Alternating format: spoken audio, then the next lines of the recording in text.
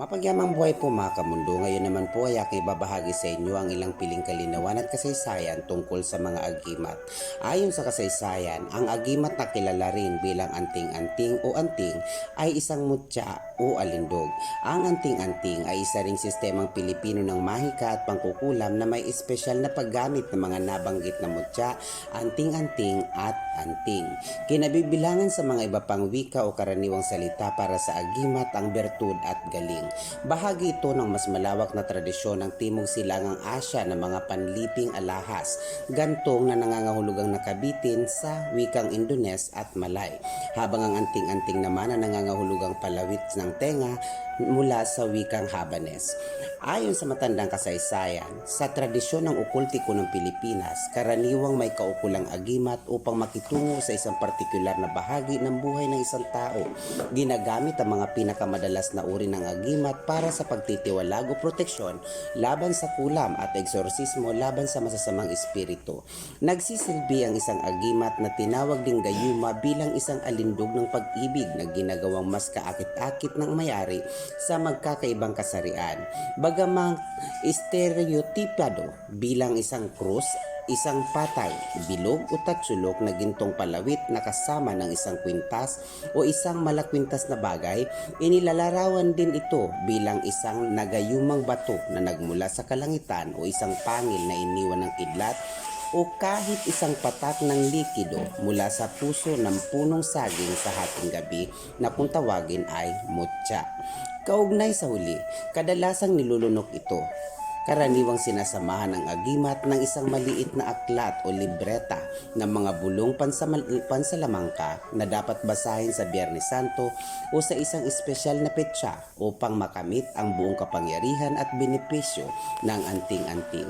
Ang agimat ay maaari ring nasa anyo ng damit na may mahiwagang salita na nakatintal sa mga ito o kahit nasa anyo ng mga makakaing mahiwagang putik.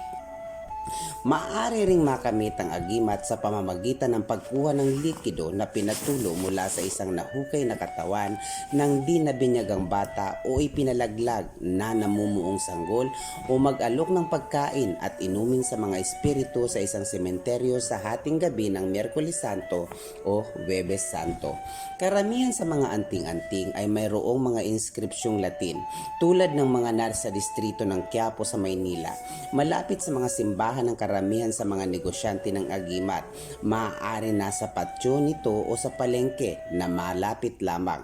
Nagsuot ang mga manlalaban ng kalayaan ng Pilipino ng anting-anting habang lumalaban sa mga Kastila at Amerikano.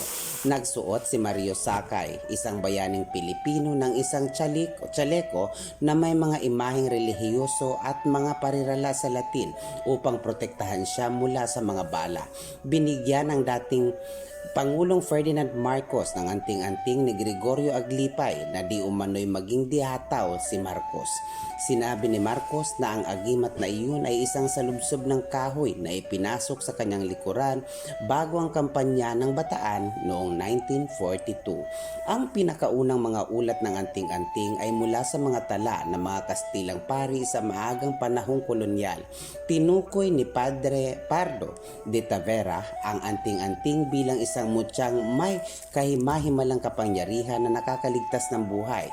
Sa Kristyanisasyon ng Pilipinas, ikinamkam ng anting-anting ang mga anyo ng bagong relihiyon at isinama rin ang mga esoterikong simbolo ng Masonria. Mayroong Islamikong bersyon ng mga anting-anting sa mga Muslim na timugang isla. Sa mga pelikulang Pilipino, nakakakuha ang tagasuot ng agimat ng kakaibang kalakasan, kaditahawan, mas malakas na pandama, sarilunas at mga kapangyarihang elemental.